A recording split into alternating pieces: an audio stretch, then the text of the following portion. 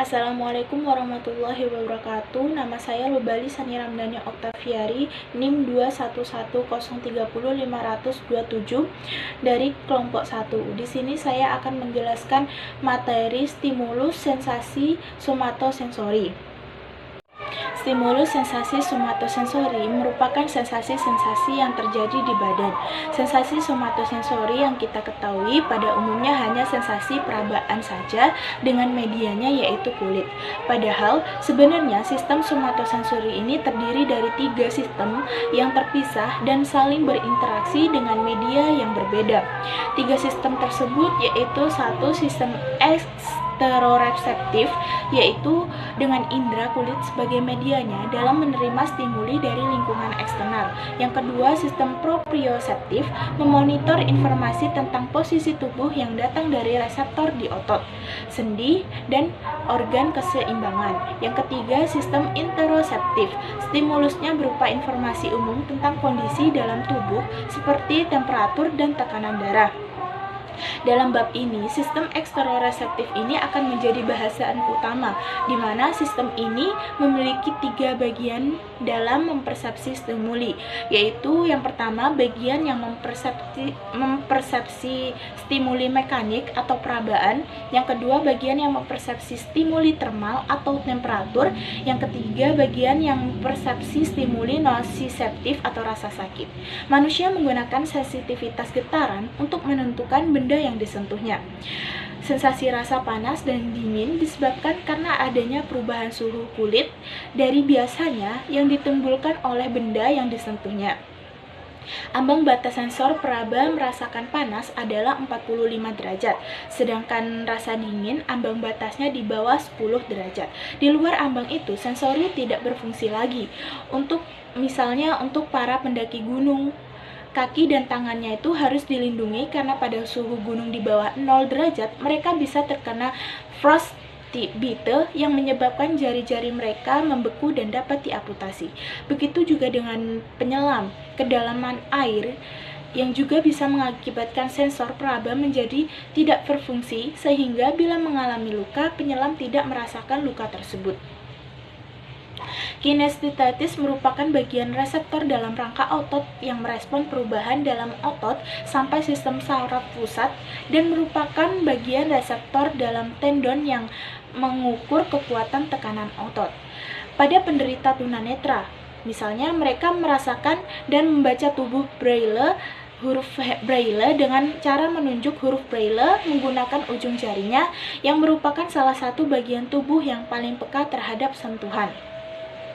Kulit merupakan pembatas tubuh dengan lingkungan sekitar karena reseptor-reseptor kulit terdiri dari banyak macamnya. Ada 4 macam reseptor utama, yaitu afferent endings, yaitu ujung-ujung saraf bebas, merupakan reseptor kutaneus paling sederhana.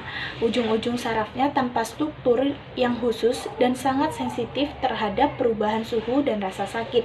Yang B, Pacinian corpuscles atau corpuscle Pacinian, bentuknya seperti bawang, merupakan reseptor terbesar dan terdalam, mudah beradaptasi dengan cepat. Mereka dapat merespons perubahan mendadak pada kulit. Yang ketiga, Merkel's disc, merespon paling kuat indensasi gradual kulit dan peregangan gradual kulit.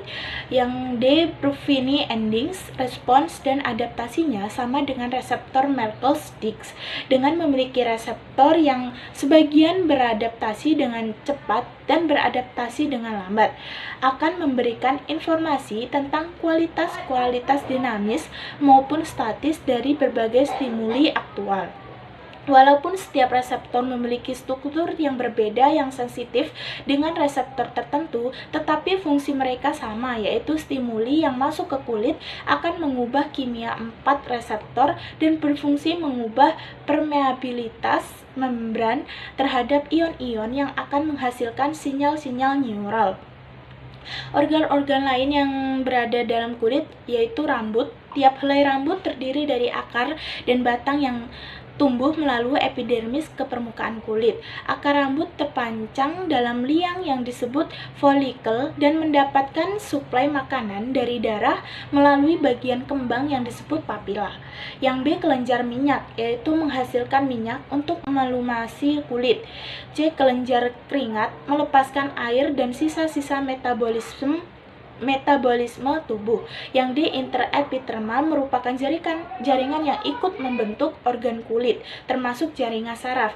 Yang E, jaringan pengikat, mendukung dan membungkus sel-sel kulit dan memungkinkan makanan dari dalam darah masuk ke sel, serta menyimpan lemak di lapisan kulit yang terbawah. Mekanisme sistem somatosensori. Cara kerja somatosensori yaitu proses perabaan dimulai dari masuknya stimulus mengenai kulit, kemudian diterima oleh reseptor-reseptor dan berproses menjadi sinyal-sinyal neuron melalui serabut-serabut saraf yang akan membawa informasi dari reseptor-reseptor kulit dan reseptor somatosensori lainnya berkumpul di saraf dan akan diteruskan ke sumsum tulang. Lalu, akson-akson neuron tersebut menyeberang secara kontralateral ke sisi otak yang lain dan naik ke lemniscus medial, dilanjutkan ke nucleus posterior ventral di thalamus. Selain itu, nucleus posterior ventral juga menerima input dari 3 cabang saraf trigeminal yang membawa informasi somatosensori dari daerah-daerah kontralateral wajah. Sebagian besar neuron dari nucleus posterior ventral akan dikirim ke korteks somatosensori primer dan sebagian lainnya dikirim ke korteks 5 somatosensori sekunder atau Sebagian besar neuron dari nucleus posterior ventral akan dikirim ke korteks somatosensori primer, dan sebagian lainnya dikirim ke korteks 5 somatosensori sekunder atau korteks parietal posterior. Neuron-neuron kolom dorsal yang berasal dari jari kaki adalah neuron terpanjang dalam tubuh manusia. Jalur dengan sistem anterolateral. Pada jalur ini, informasi yang dibawa adalah berupa rasa sakit dan temperatur. Jalur ini dimulai dari neuron-neuron memasuki sumsum tulang belakang melalui akar dorsal. Neuron-neuron tersebut langsung bersinapsis dengan neuron lainnya. Sebagian besar akson neuron berseberangan kontralateral kemudian naik ke otak di porsi anterolateral sumsum tulang belakang. Sebagian lainnya tidak berseberangan tetapi naik secara lurus. Sistem anterolateral ini terdiri dari 3, yaitu saluran spinotalamik, di mana sistem anterolateral terdiri dari 3 traktus yang berbeda, yaitu saluran spinotalamik atau berproyeksi ke nucleus posterior ventral thalamus seperti pada kolom dorsal lemniscus medial. Yang kedua, saluran spinoretikuler atau berproyeksi ke formasi retikuler. Maka hal tersebut adalah tanda-tanda kerusakan pada bagian SII atau secondary somatosensory cortex. Terdapat 2 tipe agnosia somatosensori, yaitu asterognosia dan asomatognosia. Asterognosia, seseorang yang mengalami hambatan dalam mengenali suatu objek melalui sentuhan, seperti stereognosis di atas, tetapi tidak ada kelainan dalam intelektual maupun dalam saraf-saraf sensorinya. Berkaitan dengan asomatognosia. Asomatognosia, kegagalan untuk mengenali bagian tubuhnya sendiri. Pasien ini umumnya merasa bagian tubuhnya ada yang hilang dari kesadaran jasmaninya. Asomatognosia umumnya berkaitan dengan kerusakan hemisfer sebelah kanan. Contoh seperti kasus seorang wanita right-handed berusia 51 tahun dengan tanpa riwayat neurologis atau kejiwaan menggambarkan pengalaman berikut sehubungan dengan lengan kirinya. Ketika ia sedang duduk di depan komputer, dia tiba-tiba merasa pusing dan merasa bahwa bagian-bagian lengan kirinya telah menghilang. Dia bisa melihat meja di mana ia meletakkan tangannya. seolah-olah tangannya tembus pandang.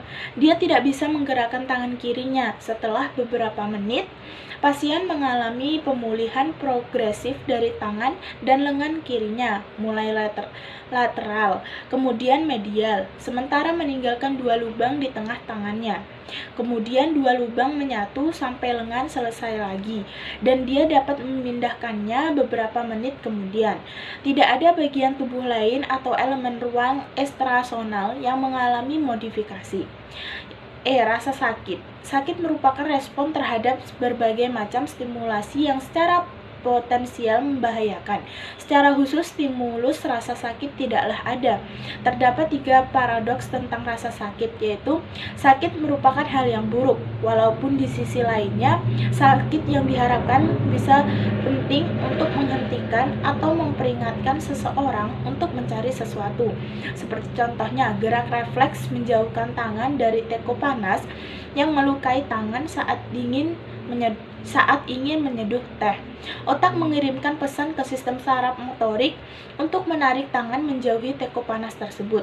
Yang kedua, tidak memiliki representasi kortikal yang jelas. Stimuli rasa sakit mengaktifkan banyak korteks, tetapi setelah diteliti tidak ada daerah korteks yang pengaruh persepsi rasa sakit. Seperti contohnya pada pasien hemisferektom, yaitu pasien yang salah satu bagian hemisfernya dianggap terdapat gate control theory dari Melchizedek dan Wall pada tahun 1965, di mana menjelaskan bahwa faktor kognitif dan emosional dapat memblokir rasa sakit. Teori mengatakan bahwa sinyal-sinyal yang turun dari otak akan mengaktifkan sirkuit-sirkuit gerbang neural di sumsum belakang untuk memblokir rasa sakit yang datang.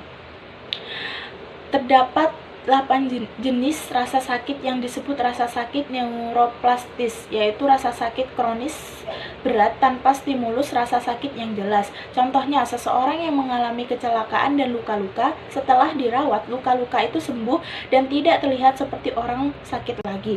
Tetapi kenyataannya orang tersebut masih merasakan sakit yang menyiksa dan tidak diketahui sumbernya. Rasa sakitnya lebih dipicu oleh stimulus yang tidak merusak seperti angin ataupun sentuhan. Hal ini diperkirakan pada patologis pada sistem saraf yang tidak diketahui sebabnya. Prefrontal lobotomi adalah bagian otak yang mampu mengontrol sebab-sebab emosional yang ditimbulkan oleh rasa sakit. Tetapi nilai rasa sakit itu berbeda-beda antara orang yang satu dengan yang lainnya, karena ambang rasa sakit setiap orang sangat bervariasi. Di sekitar cerebral aqueduct terdapat bagian berwarna abu-abu yang memiliki efek analgesik atau pengurang rasa sakit. Tempatnya bagian periaqueductal gray matter atau PAG. Stimulasi terhadap PAG juga dapat mengurangi sensitivitas terhadap rasa sakit tanpa mengurangi sensitivitas sensasi somatis yang lain. Dalam PAG juga terdapat neuron-neuron yang peka terhadap substansi yang menurunkan aktivitas atau menenangkan, yaitu neuron-neuron serotonergik di bagian batang medula yang disebut rape nuklei. Sekian dari saya dalam menjelaskan materi stimulus sensasi somatosensori. Assalamualaikum warahmatullahi wabarakatuh.